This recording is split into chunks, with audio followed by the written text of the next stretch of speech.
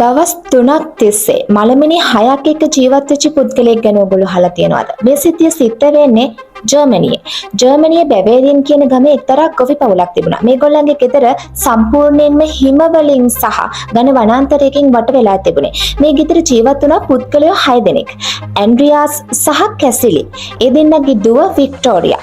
වික්ටෝරියාට දරුවෝ දෙන්නෙක් එන්නවා ජෝසප් සහ කැසිලියා කියලා. ඒ වගේම මේගොල්ලන්ගේ ගෙදර සර්වන්ට් මාරියත් මේගොල්ලත් එක තමයි ජීවත් වුණේ.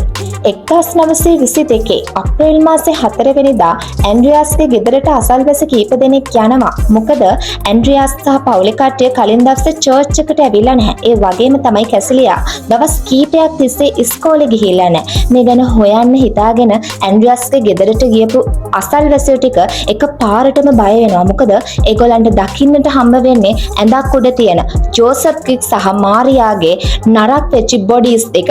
පොලිසියේ මැදිහත්වීමෙන් ඇන්ඩ්‍රියාස් ඇතුළු අනිත් 4 දෙනා හොයද්දී ඒගොල්ලන්ගේ බොඩිස් හම්බ වෙනවා ගෙදර ගබඩා කාමරය ඇතුලේ තිබිලා.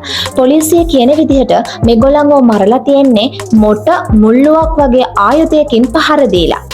දැන් සිද්ධ වෙන්නේ මාස 6කට කලින් ඇන්ඩ්‍රියාස් තමන්ගේ ගෙදර අමුතු දේවල් සිද්ධ වුණා කියලා අසල්වාසීන් කීප දෙනෙක්ට කියලා තියෙනවා. ඒ තමයි හිමවල ඒගොල්ලන්ගේ ගෙදරට ගියපු අඩුසලකුණු තිබුණාට ගෙදරින් පිට වෙච්ච අඩුසලකුණු තිබුණේ නැහැ කියලා වගේම ගෙදරට කවදාවත් ගියන්නේ නැති වර්ගයේ පුවත්පතක් ගෙදර තිබිලා හම්බ වෙලා තියෙනවා. ඊට වඩා ගෙදර පාවිච්චි කරන්නේ නැති යතුරු කැලක් නැති වෙලා තියෙනවා. අනිත් කාරණාව තමයි ගෙදර නිතරම සිවිලිමේ අමුතු සද්ද ඇහිලා තියෙනවා. මේ දේවල් අසල්වාසීන් කියද්දී අසල්වාසීන් කියලා තියෙනවා මේ ගැන පොලිසිය දැනුවත් කරන්න කියලා. ඒ වුණාට ඇන්ඩ්‍රියාස් මේ ගැන වැඩි හිතලා නැහැ. මේ ඝාතනය සිද්ධ වෙලා තියෙන්නේ මාර්තු මාසේ 31. ඒ වුණාට මේ බොඩිස් හම්බ වෙන්නේ අප්‍රේල් මාසේ 4 වෙනිදා. මේ දවස් 3 ඇතුළත මේ ගෙදර කෙනෙක් ජීවත් වුණා කියන්න පුළුවන් සාක්ෂි කීපයක් පොලිසියට හම්බ වෙනවා. එකක් තමයි අසල්වාසීන් කියනවා මේ ගෙදර මේ දවස් 3ේම දුම් කවුලුවෙන් දුම් පිට වුණා කියලා. ඒ වගේම සත්තුන්ට කැම දීලා තියෙන සාක්ෂි ඊටත් අමතරව ඒගොල්ලන්ගේ ගෙදර බල්ලා එළියේ ගැට ගහලා තියෙනවා. ඉතින් මේ දේවල් එක්ක පොලිසියෙන් තීරණය කරනවා ඝාතකයා මේ ඝාතනය සිද්ධ කරලා ඉතිරි දවස් 3ේම මේ ගෙදර ජීවත් වෙලා තියෙනවා කියලා.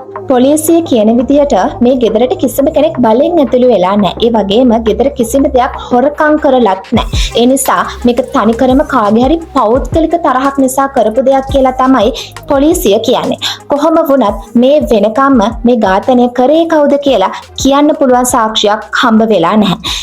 ඒ වුණාට කටකතා කීපයක් පැතිරලා තියෙනවා පුද්ගලයෝ දෙන්නෙක් සම්බන්ධව. එක්කෙනෙක් තමයි වික්ටෝරියා ගැන කැමැත්තෙන් හිටපු ඒගොල්ලන්ගේ අසල්වාසියෙක්.